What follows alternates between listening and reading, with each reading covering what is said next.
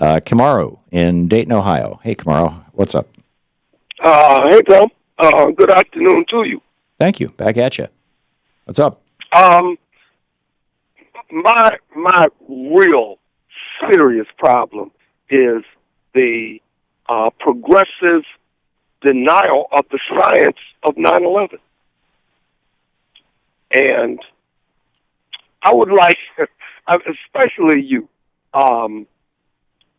I keep hearing you deny it, and it just amazes me that you keep doing that. Uh-huh. Let me tell you what I'm denying, Kamaru. I don't find it credible, probable, and frankly even possible that Mr. Silverman, the guy who owned those 3 buildings, hired some group, or the government did, or somebody did, wired explosives in 3 of New York City's largest buildings in a way that nobody noticed and left no, significant consequential trace. And then after having wired all those explosives, managed to set them off at exactly the same moment, or shortly thereafter, after 2 planes hit the World Trade. I don't believe that Mr. Silverman or our government coordinated the attack on 9/11 with Mohammed Atta and all those other guys. I do believe that George W. Bush knew something really horrible was going to happen. I do believe that. And that he was therefore afraid to come back to Washington, D.C. It's why he took the longest vacation in presidential history, stayed down in Texas for I think it was over a month. And then, even then, when he was supposed to go back to D.C., he was afraid to, because he knew something horrible was going to happen. He just didn't know what, in my opinion. I'm just telling you my opinion. And so he went to Florida to hang out in a state that his brother ran, because his state could offer, because his brother, put the state in lockdown, in emergency mode. Okay, now how are you going to convince me? May I introduce 2 scientific principles? Sure. May I? Okay. First of all, the buildings, all 3 of them, fell at free fall speed. That is not possible from a plane running into the building. Sure it is. It happened twice. It's happened 3 times. No, twice. It happened twice, and in the history of the world, right, it's only happened twice. Well, it's only twice that a building that tall, that is constructed with those kind of central steel reinforcing beams, as opposed to external steel reinforcing beams, has been hit with a plane carrying 4,000 miles worth of jet fuel. Jet fuel is just kerosene. That's all it is. And right. It can't melt steel. Sure it can. It can't do that. Sure it can. All you have to do is add enough oxygen to it fast enough. Let me go to the second point. Well, wait a minute, Kamaru. Your first point is wrong. There are all kinds of devices that you can run kerosene through, or any other number of fuels, that might ignite at 700 or 800 or 900 degrees, might normally burn at those temperatures. But if you put them into an oxygen-rich environment, if you put them into basically a wind, they will burn at 1,000, 1,500, 2,000, 2,500 degrees. The temperature goes up radically as the rate of combustion goes up. Steel and concrete fall at free fall speed? Yes. Come on, Tom. Come on. No, have you ever used a welding torch, Kamaru? Yes, I have. Okay, so you know that when you first turn the thing on and light it, when it's a very small flame, it's not all that hot. You can put you don't want to put it right on your hand, but you can put your hand near it.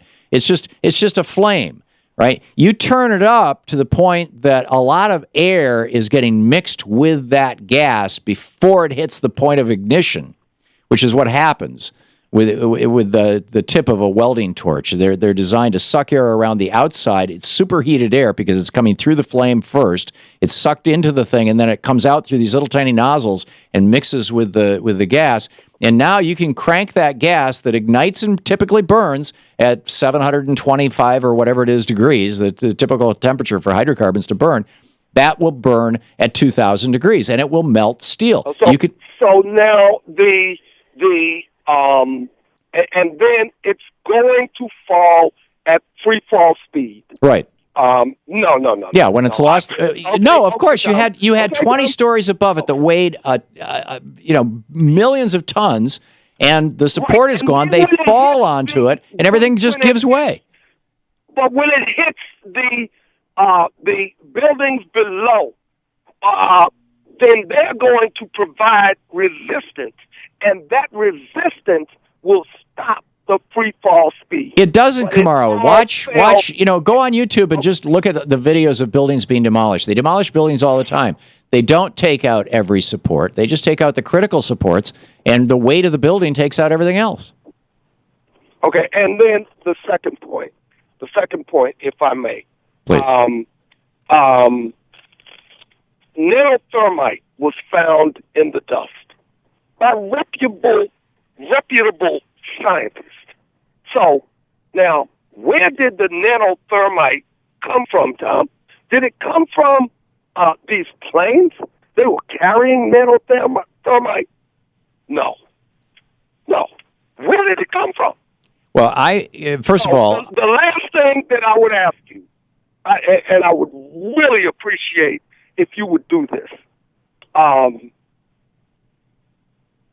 the architects and engineers for 9/11 Truth. I've had them on the show. Working on I've this. read their stuff. I'm familiar have? with their website. I've watched the videos. Oh, I missed it. I try to get you. Yeah, it was to 2-3 years ago, Kamaro. I'm just not persuaded. And the size of a conspiracy that it would take, I'm not saying that it's impossible. I'm just saying it's so improbable that I don't consider it. I don't take it seriously. And that's why I say you are science deniers. Say that again. Deniers. Am I a science?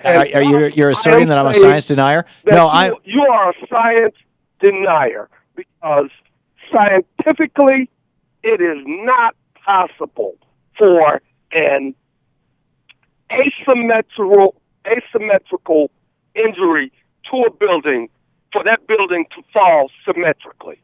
When that asymmetrical injury takes out the center support posts so that the top floors fall down onto those 2 or 3 floors that are on fire and then keeps falling straight down, yeah, it's perfectly possible. It happened. It happened twice. We all watched it. It didn't happen. It didn't happen. So you're telling me don't trust my lion eyes? I'm telling you, trust your lion eyes, because the plane went into the building. I saw a plane hit a building and I saw the building collapse. It makes sense that there's a relationship between the two. One side only. And the building...